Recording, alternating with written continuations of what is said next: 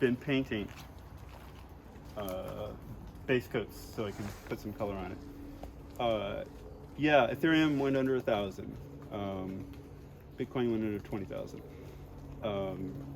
Ethereum was always broken, and by that I mean its security model. You know, crypto is a security model. If you don't have a fantastic fucking security model, if people can hack it, or if people get, it's leaky, things go awry, and they do every week, every month. Giant hacks, giant leaks. A lot of that you could say is in the, not in, Ethereum would say, well, it's not us, it's in the bridges, you know, these bridges between all these other different cryptocurrencies. You have to go through a bridge to get to that other currency, and so you have wrapped Bitcoin and wrapped this and wrapped that. And it's through these bridges that some of the leaks happen, where the hacks happen. But, you know, there's times when $50 million has somehow disappeared, or $100 million in 1 week. That's a terrible security model for Ethereum. I don't know how they're going to. Anyway, that's an account-based system, a single account-based system, and it's also global state. The key of Ethereum is that it has to look around and say everything that happened in the global state of all the interactions based off of this smart contract have to be considered when we do our linear accounting on what changed. And so you're adding stuff in, and it puts it inside the bracket of the smart contract, and you're taking stuff out and it puts it inside. The problem is that that's really wanky computer science generally. It's not robust enough to handle billions and trillions of dollars, which is what you would want to run a crypto economy off of. Which is why something like Cardano is superior, because it's Gen 3, it actually has separated the compute layer from the settlement layer. It has this thing called extended UTXO. That means unspent transaction, and Bitcoin is just UTXO. That's all it is. It basically is like my wallet. If I take out money and I have $5 and I give it to you and you give me $3 back, that's exactly what UTXO is doing. Bitcoin is keeping a ledger and reassigning that the $3 came back as a separate entry. So there's two steps to it. There's the commitment of it, and then there's the acceptance of it as it's unspent transaction comes back to you. Still have $3 of unspent transaction, if you will. I know that may sound like gibberish, but it opens up an enormous amount of possibilities. The extended UXTO model is adding smart contracts to UTXO, which they always wanted to do with Bitcoin, right?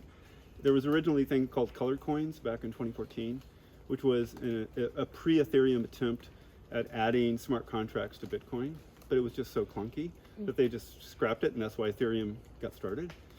Because you just have to start over. And ADA can do so many amazing things because it's the extended UTXO model is much more safer. As a security model, it's vastly superior. You could really run countries off of it. You could run economies. You could run things and not feel like it's going to disappear or be unsafe.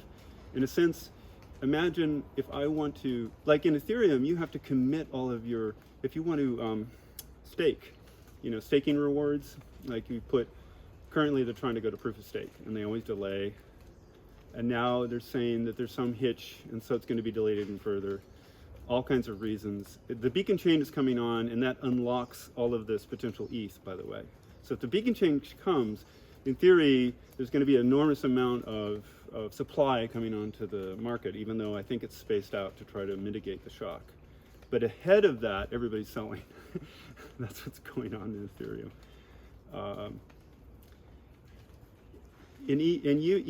The beauty of you know, when I'm staking or somebody is staking in Cardano, you're never losing control of your assets. Why? Because it's a two-step process. In a sense, what I'm saying is I'm going to commit my assets to this thing, which you're going to give me a reward or whatever for. I'm going to, you know, you're going to get interest or staking rewards or some kind of reason that you're going to allow your crypto or your assets, your digital assets, to be used by someone else or, you know, but you never have it. It's a two-step process. In a sense, you know that you can take it, if the contract's fulfilled.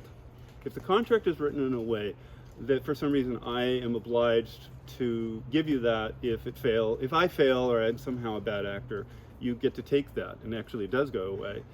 But only on a deterministic contract. That means it's not,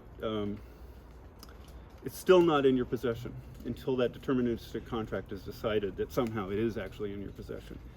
And the difference with that is so key, because in Ethereum, you really literally have to hand your shit over. And you're hoping that these people who collect it and supervise it for you are not doing it badly. And currently, Celsius is going bad, which is basically saying, hey, we'll take your custody of your stuff and give you an interest rate on it. It can't deliver back what it promised. And a lot of other similar ETH type situations have happened. And it's very centralized already. ETH is very centralized. And so you say, this is all about decentralization. It only takes 3 large nodes on ETH, in the beacon chain even. I think it's Coinbase, something called Lido, I don't know. That's the largest. They have like 25% of all the beacon chain, and Coinbase has like, I don't know, 12%, and then Kraken and these other ones. So if all 4 or 5 of them got together, they could 51% attack it. Does that make sense? Which is a terrible security model. And like Cardano it takes 23 entities to do that in Cardano. And they would always want to try to get that slowly to 30 or 40. And so the ability for a 51% attack is so much less if you have distributed non-centralized entities. And the slashing in Ethereum is ridiculous. Cardano's Ouroboros staking model creates all the good behavior you want without slashing, whereas in Ethereum, if I put up my stake to try to get 5% or some reward out of Ethereum for staking, if I'm a bad actor, seen by whatever rules Ethereum wants, they can take it all away. Nuts, crazy, right? It's really crazy. The security models and liabilities in Ethereum are always weak. On the other hand, I want to say, the positive case is its first market mover status is still the biggest. And for all of its problems and terrible gas fees, they say, well, gas fees are expensive because everybody likes to use it, right? When it was a proof of work model, as it still is, because it can't figure out proof of stake quite yet, it's considered more, I don't know, robust in the old sense of the word, like Bitcoin robust. And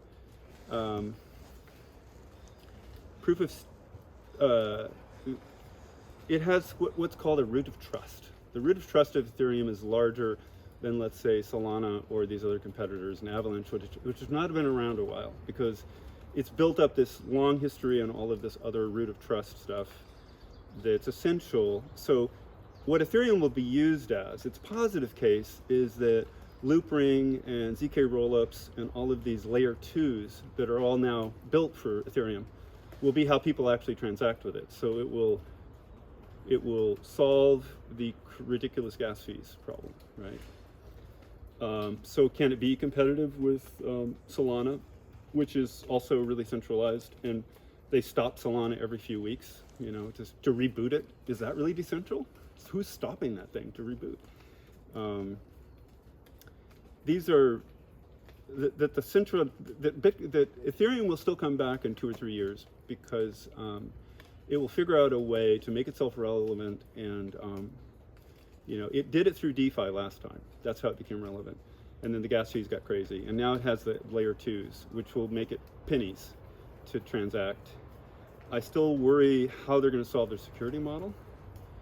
And that's, whether or not I'm right or wrong, I would go with ADA, because every piece of it has been better thought out and more slowly. It hasn't been thrown together as a heuristic. Heuristic is saying, hey, we'll try it out, see what works, and change it. Try it out, see what works, and change it. It's scoffed at by the hardcore crypto people because they think it's a bunch of academics or something. Yes, you use all the brains you can to make the best software you can, and its slowness is exactly why it's good. They didn't rush it to try to make a pump and dump, and so that's the great white hope for me. It's like, well, that's the last good decentralized theory of crypto standing, which, because Bitcoin's very centralized because of all the investors in it, it's just a different kind of, in essence, what Ethereum has become is banking, because you're handing it over like a custodial way, your ETH, for whatever purpose Aave or other people are doing to get you revenue out of it, and they're custodially taking it. They're sort of putting a marker on it saying, okay, this goes back to you, but they still, not your keys, not crypto. That's a really stupid slogan, I want to say, because if you pass away or die and you have the keys, the whole other half of crypto is forgotten, which is that you need your keys to be in the right place with the right people who understand it. And this is the difficulty, why it isn't, until they get that friction figured out, it's a dilemma, because you're not going to get mass adoption until there's a really safe way in which people pass away or lose their minds or forget whatever, and somehow they're able still to their estate is able to access it. The fact that 2%, I think, of all crypto disappears every year just because people forgot the keys, people messed it up. It's a lot of work to do it right. Who has the time to do all that work? So I'm very hopeful for it. It's the great way, it's the great hope of decentralization, and it's going through a tough time. It's never been in a bear market, and the general market, I take it back. It was in a bear market in 2020 for COVID. For a brief moment, it took a tank, and then so much money was coming in, it went the other direction on a really hard V. But if you look at 2009 to today, 2022, crypto's never seen a bear market, in the sense that the regular market has always been in a sort of a general uptrend. And so the comeuppance is very hard right now. And I don't know what will it reach 600? Will Bitcoin, Bitcoin at 20,000 is a dilemma. Want to know why? Not only did Terra go down, I don't know, 4 weeks ago or whenever, where the stablecoin got depegged and everybody lost everything. Tether, which is the largest thing, was the original stablecoin, has always had sketchy assets backing it up. And so there's theories that once Bitcoin drops below 20,000 or severely below that at some point the calls on Tether will be so much that if it implodes, it's actually even a bigger deal than Terra imploding. So you could see it all drop again by half in one day if Tether starts to depeg. That's the state of the world right now. Good, bad, and ugly. In the briefest sense I can tell you. I'm sure you have questions to fill in, but I know I've got a lot of thinking on crypto because it's a really necessary part of the future, and it's still in such a difficult embryonic process. And this is the 4-year cycle happening like clockwork in a way, but I'm not really sure that it won't bounce. I don't think it'll stay on the halvings. I think the halving cycle sort of didn't work in this last cycle because it had already gone too high early, I guess. Meaning, if it was on a halving cycle, it should have peaked maybe in December. In a classic halving cycle, it's peaked about 2 months early in October. And I think it's going to depeg from the decycle from the 4-year thing. It may actually recover sooner if Ukraine gets sorted out, and oil and other things. There still will be food shortages. It's still going to be weirdly inflationary on certain commodities even next year. I don't know, but if that gets sorted out, then you could see a dramatic recovery, which would then be a dramatic recovery in digital assets. I also think that the NFT thing was overhyped, and then the metaverses were overhyped. But they're all beautiful. It's just that only 1 out of every 10 of these are going to survive, and we just don't. You're trying to figure out who's got the best computer science, the best community. And whether or not I eat my words, I'd say Ada has all of that as a layer 1, the best layer 1 I can think of, for various reasons. There's great, I mean, I don't want to disparage the other ones because Avalanche is okay, and Algorand's great, and there's a whole list of other really positive, innovative layer 1s. I just think that the whole package really, and so 2 examples briefly for why it's so great is World Mobile Token.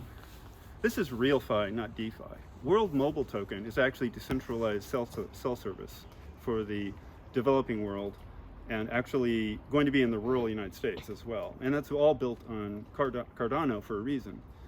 That's RealFi. That's not a bunch of people behind keyboards exchanging digital assets in DeFi. It's actually real people using crypto in a very practical way in their real lives, and it's growing really well. It's doing incredibly well. So I could see it doing, my prediction would be that it actually comes out of the bear market well, because it has real use. Much like Binance came out of the last bear market, and some of the other DeFi projects came out of the last bear market, and they were way ahead of the actual bull market of Bitcoin and Ethereum, because even while everything else was bad for those 2020, 2019, there are things that actually will perform well. So the other project I wanted to mention was there's World Mobile Token and AGIX, which is Ben Goetzel, who is doing AI, a complete soup to nuts version of a distributed AI ecosystem on Cardano, where everybody participates. I mean, it's massively well thought out, and it's incredibly deep.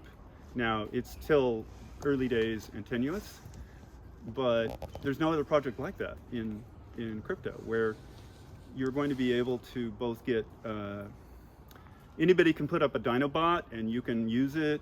You can give your data and they'll pay for it, or you can buy data, or you can exchange whatever AI you're working on and have it in a market community, all built with the fastest, most fluid compute system, which is called Hyper. I think it's called Hyper.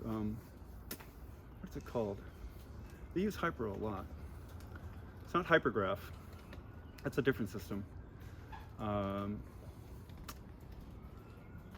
Just going into the computer science of it, that team is just doing so many future forward, imaginative, deep things that gives me hope that the underlying L1 that they chose, Cardano, is for a reason. And so these are two giant projects that just no other project has. And so if they come to fruition, probably World Mobile Token first. And then if AGIX takes off, then that's going to be a serious competitor to Ethereum finally, even though they've scoffed at it it's been around for 5 years, but it's been building slowly, and they scoff at it because it's not going fast enough, never going fast enough. And it's true. Although it started to meet its deadlines the last 2 years pretty well. It's as good as any deadline meeting entity. And that's why it's good, because they've actually took their time to not just put it out there, see what's wrong with it, try to fix it, et cetera, which is the typical, there's nothing wrong with that. I do that. I like figuring things out that have no pre-academic compute theory behind them or anything, but it's not a way to run a security model. So, okay, that's my 2 cents. What are we at? June 17th? Is that right? No, yeah. Yeah, June 17th. Look at it in a year, 2 years. Give me 3 years and I'll be right. All right. Invest in Cardano. I don't want to, yes. I wouldn't give advice, because if I'm wrong, then I'm hurting you by giving you an idea that I think is right, but could turn out to be different. It's not a place I want to be. It just is my opinion. And the reasons are what's interesting to me. Not that it's Cardano versus whatever, but the actual deep machinery going on in the competition for decentralized ledger is, again, it's going to be the great hope. It's going to fix an enormous amount of things that, sorry, you're still recording. I'm wandering off here. Okay, woo.